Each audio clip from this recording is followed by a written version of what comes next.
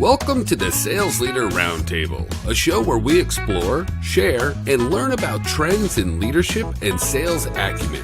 A place that provides our audience valuable insights, advice, and best practices from trusted members of the sales leadership community. Now, let's welcome KENDLEY Davenport and Jim DIEBOld to this episode of the Sales Leader Roundtable. Hey, Jim, welcome to November. Hey, KENDLEY, I know. Can you believe this? It's already November. I mean, we said last month we got a quarter to close out the year, and now it's the third already gone, right? It is. It's unbelievable. 2 months to go. It's amazing. It really is. And I tell you, our guests keep getting better and better. I don't know what it is, or I don't know what our secret sauce is, but every month that just gets more and more exciting. It has been amazing. And, part of it, I believe, is just the fact that we've been doing this for a while. The word gets out, and it's just such a fun platform for us to share information with everybody. It really is. It really is, Jim. So let me take a minute just to welcome everybody to the Sales Leader Roundtable TV and radio broadcast. We're so appreciative of USA Global TV for trusting us with this time slot.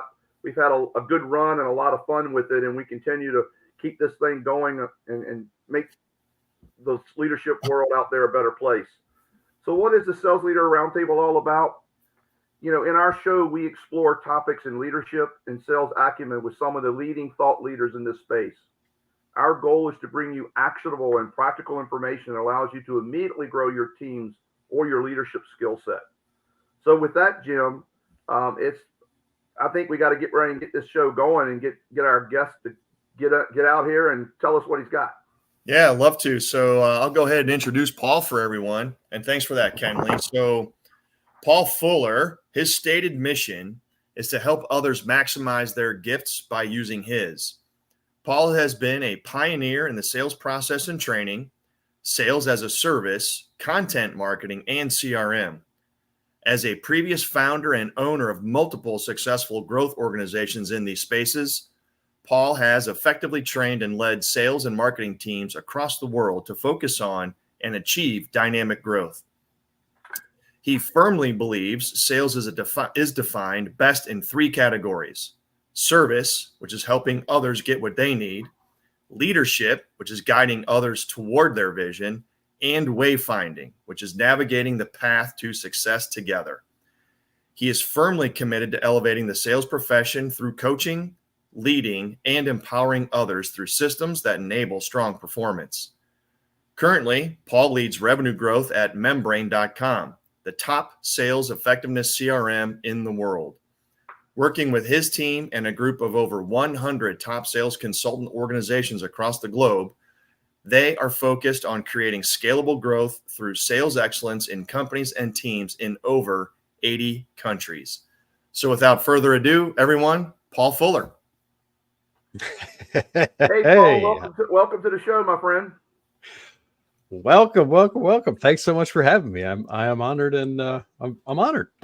Well, we appreciate it. I know that I've had the chance to interact with you before today's show, and your content is just spectacular. I know we had you out on our Sales Leader Roundtable cohort class, and the feedback was just phenomenal. Thanks for sending that presentation over, and we got that out to all the people participating. Oh, that's fantastic. Well, you got to say, I'm a little bit nervous, actually. You just said the guests are getting better and better and better and better. So that puts me in a spot that I gotta deliver. So, well, yeah, I guess me and Jim like to put bullseyes on people. That's what sales is all about, right? It's the brutal facts. We are always in the position that we know if we won or lost, right? That's one of the things about sales. That's right. It's easy. It's an easy metric, right? It really is. It really is. Paul, I'm looking forward to this topic about right sizing sales technology for success. I mean, there's so much going on in tech today, particularly in the sales world, from AI to chat GPT, understanding big data or understanding your CRM data and how to leverage it. I'm really looking forward to gaining your experience and perspective on this. Well, I've been in it since 2003 now. So going on 20 years, and I've seen a lot of changes. And I think the last 5 years have seen more acceleration than the first 15. And so, it's a fascinating area for study, and absolutely a fascinating area we got to dive into.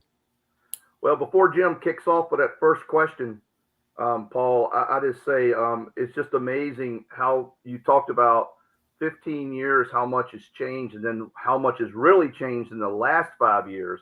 So think about the speed of that. The next 5 years, we're going to see change probably in 2.5 years, right? It just keeps getting faster and faster and faster.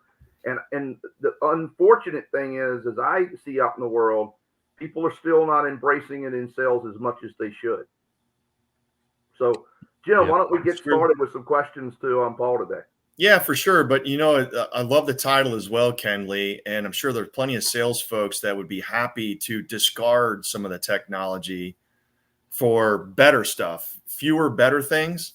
But if it said right sizing the sales meeting, I'll bet we would have Dr. Jacqueline's system would crash because everyone would want to know how to right size the sales meeting. So that's a whole nother topic, isn't it? that it is. So to kick us off, Paul, you in your content, you mentioned a lot about how B2B sales is at a crossroads. So help us understand what you mean by that.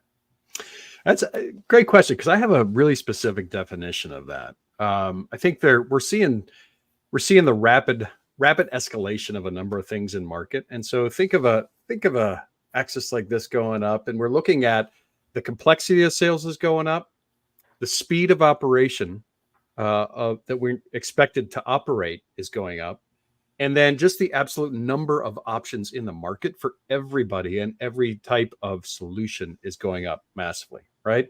But at the same time, we're noticing a downtrend. We're seeing downtrends in a number of areas that are absolutely critical to understand and to really dive into. So sales skills have actually decreased on an objective measure across a number of studies over the past 20 years. The ability to develop relationships, face-to-face personal relationships has decreased as a society in whole, right? And when we live in the Peloton world, it really is us and riding our bike by ourselves, right? It's that relationship development has gone down, and decision-making ability across organizations has actually decreased, not increased, with the advent of technology and the advent of really the remote worker. So you're seeing that crossroads right there, right? We're expected to do things better, more effectively, and in a more complex area, but with fewer skills, less relationships, and with decision makers that are more hesitant than ever to actually pull a trigger. So that's what I mean when we're saying we're at a crossroads. That's a very interesting perspective. And Kenley and I both being in the sales space, the data is very interesting, where the client, or I should say the prospect, is still looking for that personal relationship. Yet, as you just shared, the data says we're not doing a very good job at doing that.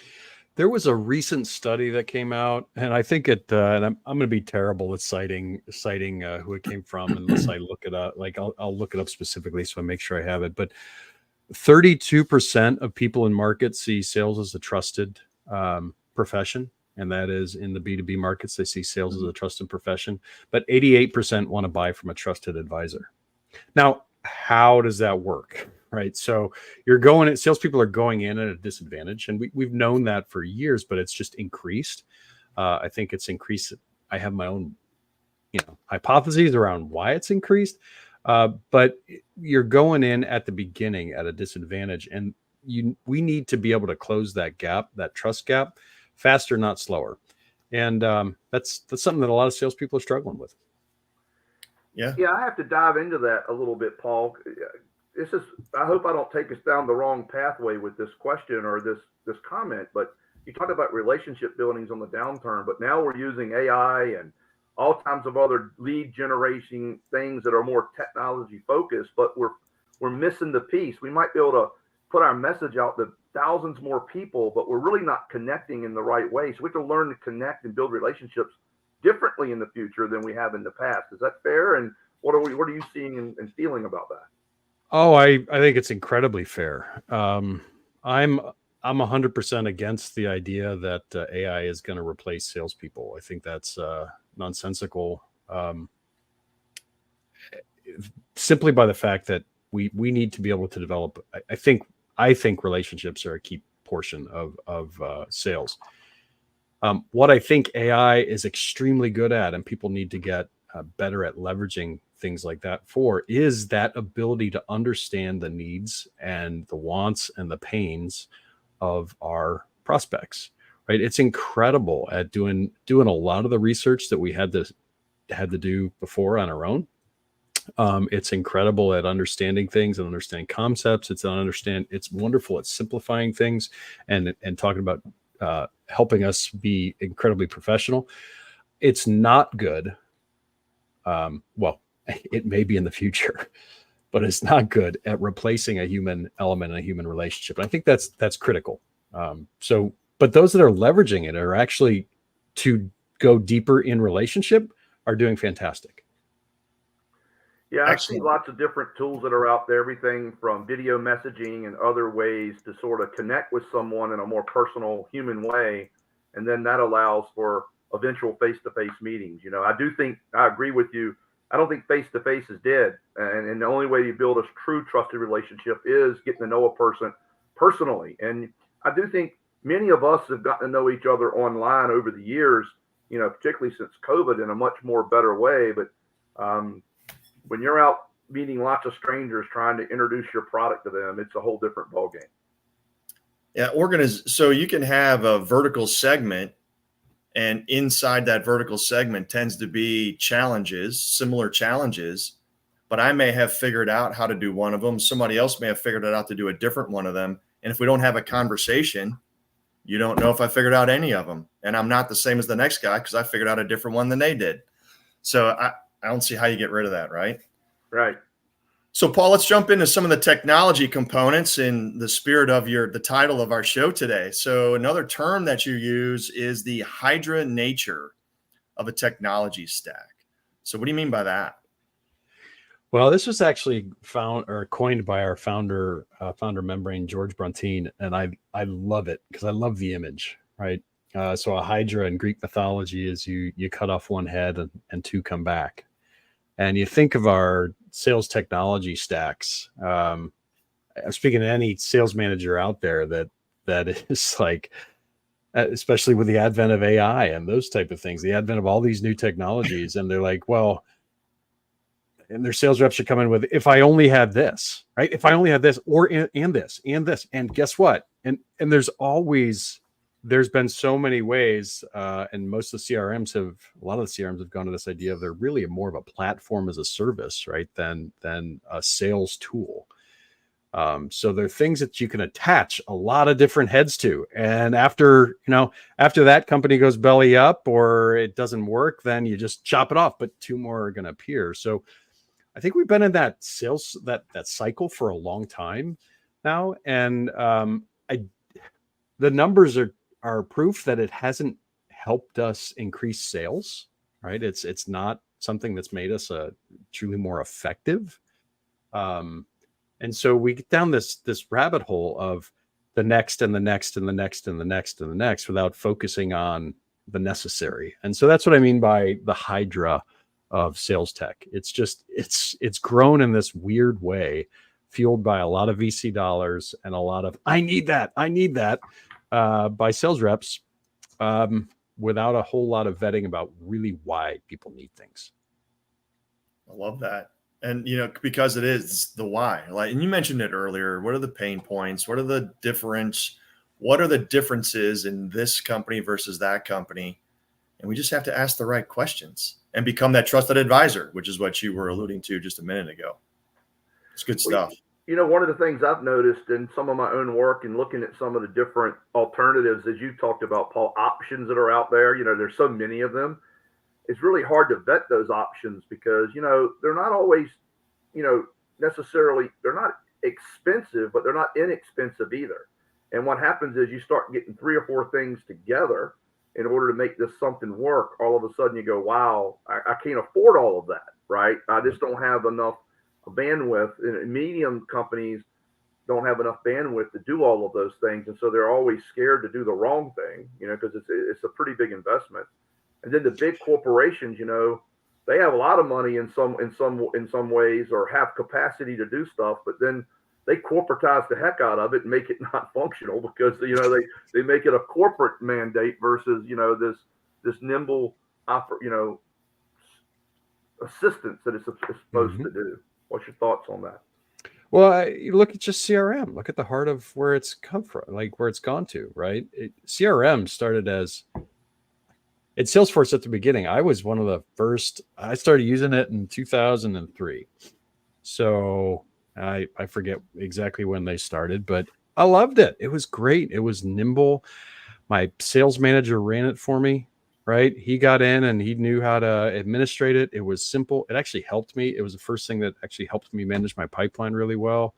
I would be able to prospect well through it. It was great. Loved it, right? But what you said there is that the corporatization of it has happened. So you start to get these, they started to go bigger and bigger and bigger. I mean, there was no secret about what he was trying to do and what they were trying to do at Salesforce. They wanted to get into the IT side so they get entrenched and just nailed down there. Exactly what happens there is you start to get huge, right?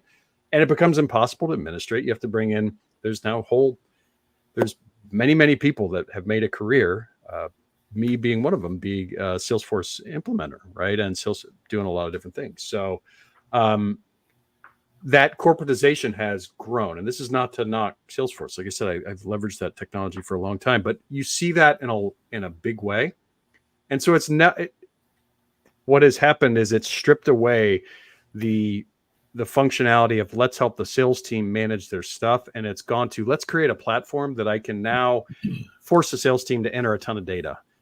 But salespeople hate doing that. They want things that help them focus on the skills and the methodologies that are going to get stuff right and they get stuff done, and actually make an argument with somebody to help them, sell more. Well, Paul, that's a great segue to another question I have on my mind. And it's, how should technology play a role in helping B2B sales teams today? So let's transition out. How should they be doing it?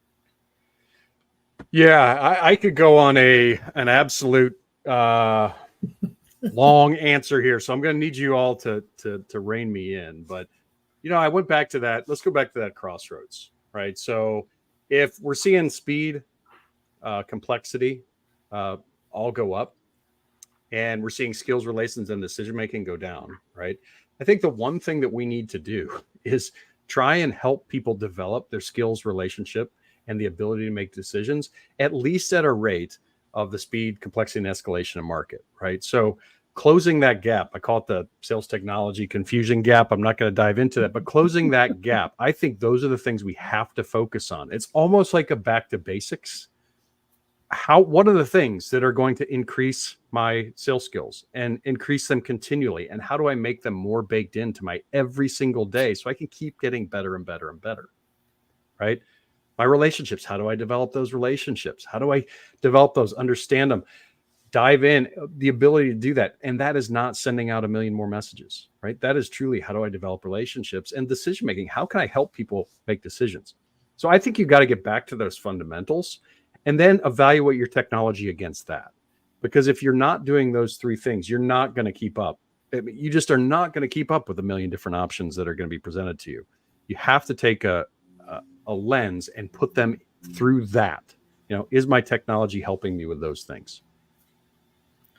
So, Paul, a clarifier, you were sharing about technology, and then you were also sharing earlier, you made the comment about a salesperson or maybe even a team going, oh, if I only had that, or oh, if I only had that.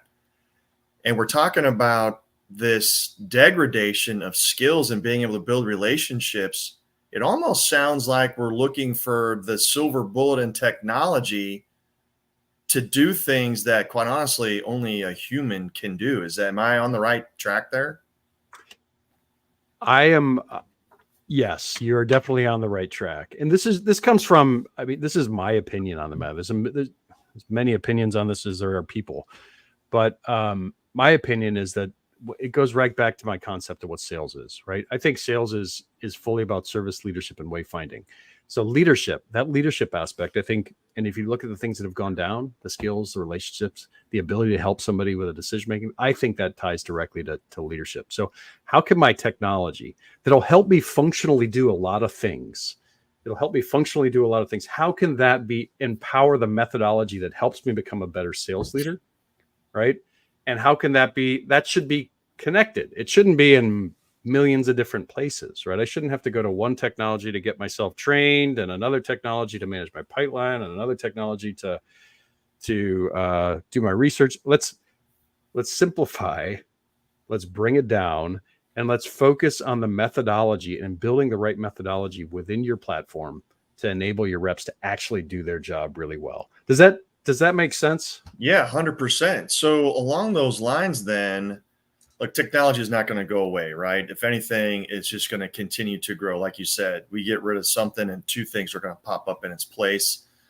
Mm-hmm. So with that being said, whether it comes from the actual salesperson or sales team, or maybe even more importantly, the sales leader or leaders, what kind of questions should we be asking about the technology before we try to implement or go get it to implement it? Great. That's a great question. So let me think about that, because I actually do. I have four categories that I think you should look at. Okay. And make it really simple. I think data is actually really important in the sales technology. So I think you have to give data. Your technology needs to give you data to make good internal decisions. What I need to stress at a high level on this, though, is this is not just leadership decisions. If you are giving your salespeople a CRM and saying you have to fill out these 7 fields, because these 7 fields are what they're really critical is for the management to be able to make the decisions about what the forecast is going to be, right? If you're giving them that technology, why the hell would they ever use it? Other than, hey, you got to be on board, you got to be on the ship, you got to be a member of the team, or you're banging them, you're not giving them the carrot. So give them the technology that can actually help them do their job that you could actually pull the data out of.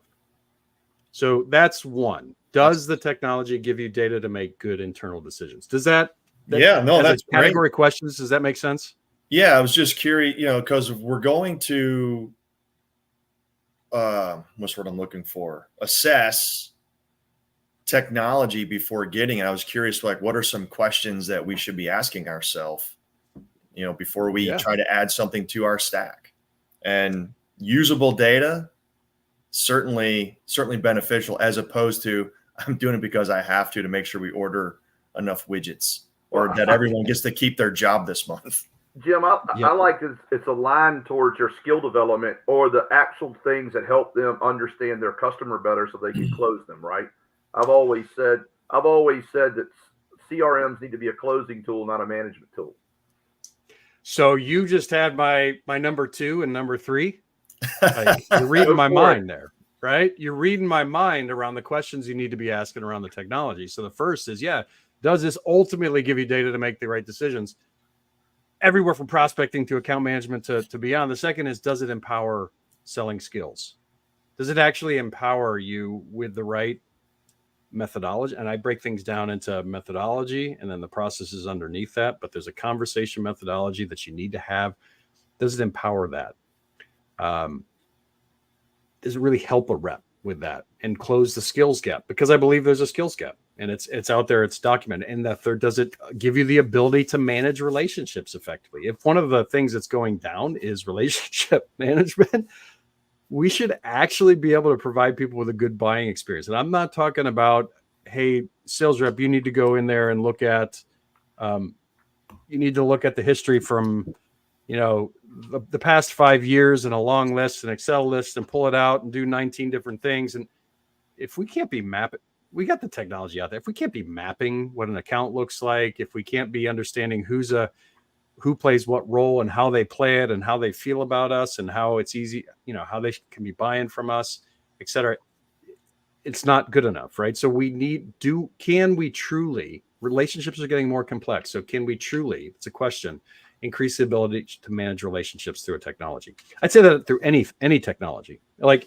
AI. AI is a wonderful, broad technology. how can you use that to help manage relationships more effectively? My fourth one, and I'll step off these four categories, but this is one that every leader should be asking is, can I show a distinct return on investment? And in sales technology, that should be actually a lot easier than other technologies. You should be able to track the before and after of what you have implemented, and the tools and systems should allow you to do that within it, right? We're selling, our goal is revenue. So can I truly track revenue before and after I've implemented this, and attribute how much of that can I attribute it to the technology? Well, that one seems pretty straightforward, right? Yeah, it should be. Paul, that comment, that little segment of what you just talked about really changed my whole thinking of how I would look at future technology stacks, particularly doing anything. I love that it does it give you good data that I can actually improve the closing of this? Can I empower selling skills? Can I manage relationships? And can I get a return on this investment and see it all the way through in one package? It really just made me rethink a little bit some of what I've been doing in the past. I think it's very, very insightful. Sweet. Yeah, no, I don't think it's rocket science. Like I think we've been featured in functionality to death. When we really need to get down to kind of the brass tacks of what we're trying to do in sales technology, I think we've created this assembly line of sales, and then technology at every level, and then micro niches of that technology and different things. And I think we've lost the heart of the matter, which the overarching question there is, does this help me sell? And does it help a rep sell? That's it. That's an unbelievably good segue to the next question I wanted to ask, and that's about automation. Because now, we see it on our LinkedIn, we see it in our email box. Personally, we get it, and we're involved in companies that are doing it, right? So, what is this automation all about? How do we handle this principle in B2B sales? I mean, it seems to be getting I think it's necessary, but it also sometimes feels out of control. Yeah, I've seen it from a million different perspectives. Well, three different perspectives. One is a digital marketer. Automation was supposed to be the next greatest thing ever, right? In lead scoring, and we could score these leads in emails, and people wouldn't mind automation as long as we were only reaching out to them at a time when they had the right lead score and all that stuff. And that was a load of baloney. It killed a lot of relationships. The best thing it did was give reps someone to target. I go back to the basics on this as well, right? I think we need to automate the non-human. So what are the things that we can automate? Like, there are things that you absolutely can, especially, and you can use AI too. But I mean, you can have a step in your process that pulls in data from for research, right? That's amazing. Like that would bring that directly to the sales rep. You could have a step in a process that schedules a task for a sales rep to complete, and even sends calendar reminders and that type of stuff. But when we're starting to try to automate the relationship piece, I struggle with that these days, especially when I'm a B2B seller. Like you talked about, like LinkedIn automation. I wrote a post the other day on this, and I thought it was an hysterical post because I laugh at just about everything I say. But I titled it Paul. So glad I met you. So glad I could see you. I love your work. You complete. You all get those a million times, right? Because they're all automated. They're all, and you know what? We ignore them. I had an amazing one. I sent that post out, and then I had an amazing message in my inbox come to me the other day that said, Paul. And that was the beginning. And then it said, hey, I read your LinkedIn profile. I loved that post. Here's the 6 things that I think, that I would love to be able to chat with you about. Here's what I'm doing. And mind if we connect? I was like, amen, brother. Amen. So there's automate the things that are non-human. But when you start to automate the relationship, I think we miss in big ways. Is it fair to think that you could have templates built in automation so that you can add your own. I'm going to simplify this, but you can start out an email that's very personalized to the person you're speaking to based on your research, based on any other interactions. And that's the first sentence, for lack of a better simplicity. But then the rest of the email has already been designed and ready to go, right? And it's not a very long email, but it's designed to get attention and to follow up. But it comes across, because it is personalized. The rep is humanizing the automation, basically, if that makes sense. How do you react to that? I react fine to that. I think it's better than 99.9% of the market, right? Because gone are the days when I can say, you looked at these three things. Here's a wonderful email to send you as a salesperson, and it's just, I can pretend I'm a salesperson, and it's somebody else wrote it for me, etc. At least I think gone are those days. If you have, I would say personalization is critical, and being able to understand who I'm talking to, why I'm talking to them, and how I'm talking to them is critical. People put out loads of information about themselves, loads of it, and we don't use any of it. Like we use like 2 things.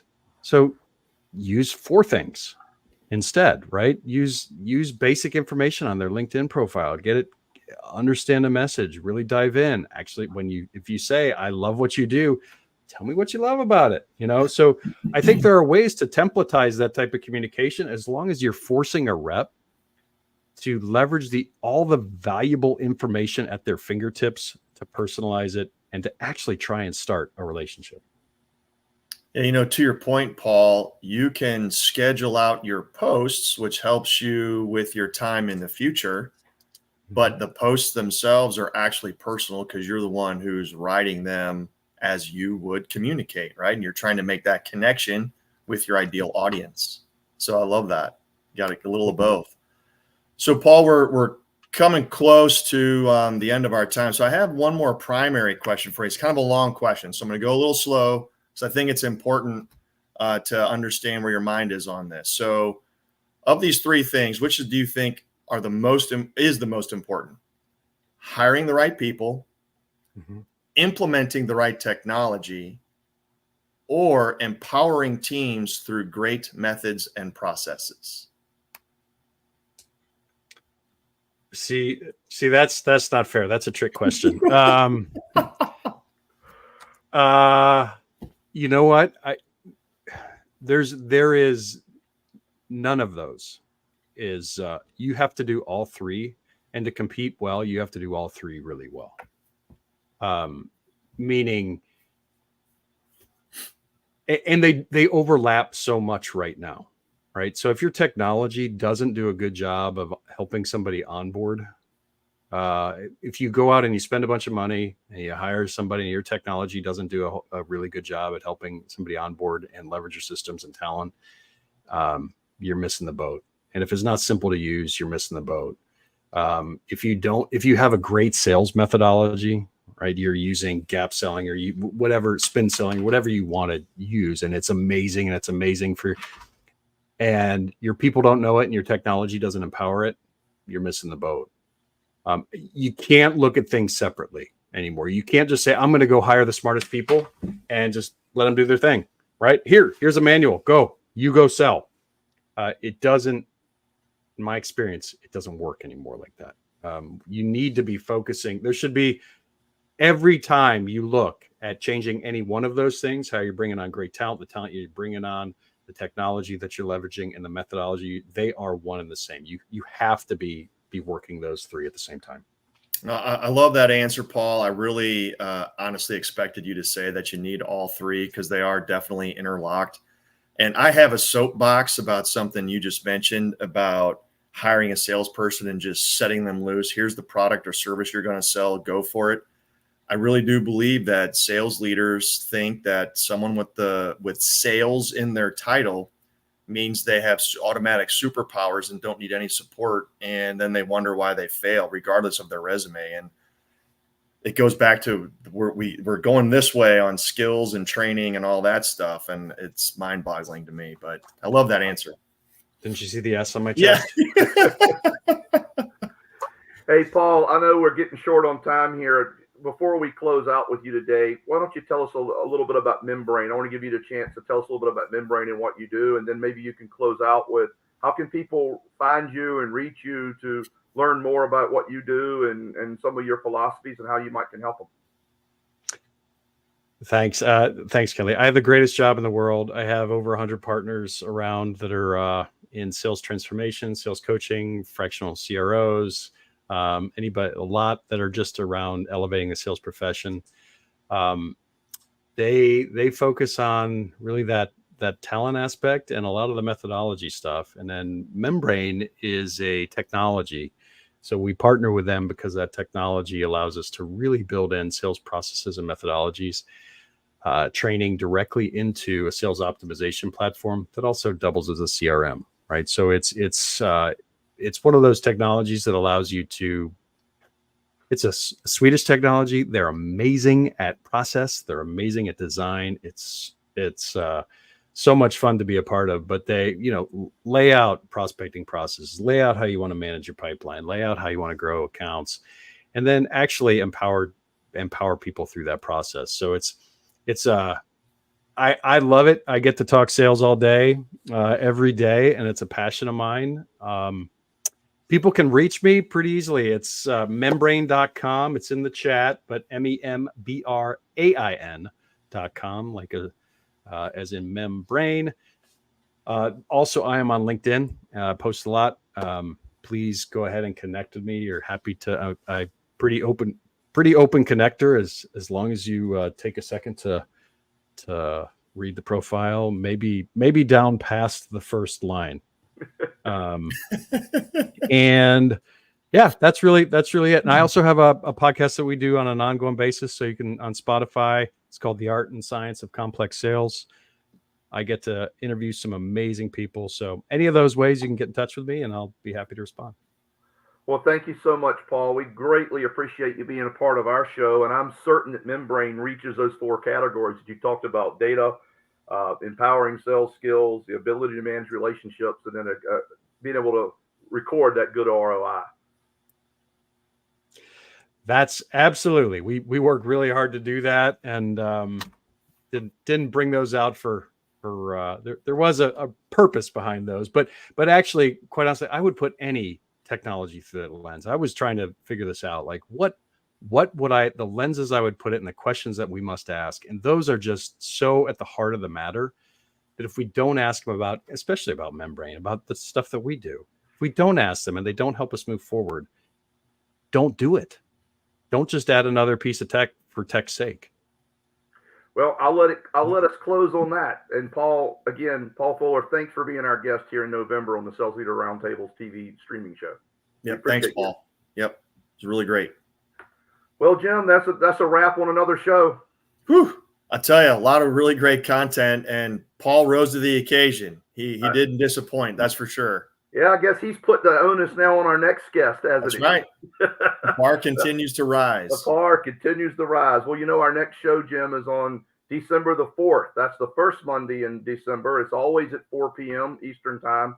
And we got a great guest coming up in Michael Tracy. And there'll be some promotion on him in the next few weeks, but I'm so excited about having him. And thank you for introducing him to our platform. Absolutely. I'm excited too. I got to hear him speak once before. I'm excited to hear it again.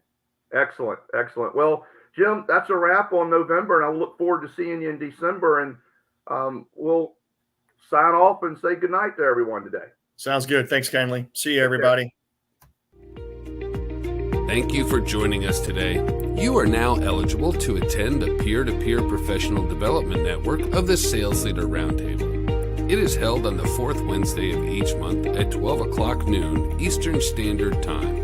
For an invitation, email us at info@salesleaderroundtable.com or visit us at www.salesleaderroundtable.com. Our next show is scheduled for the first Monday of each month. We hope you will join us again.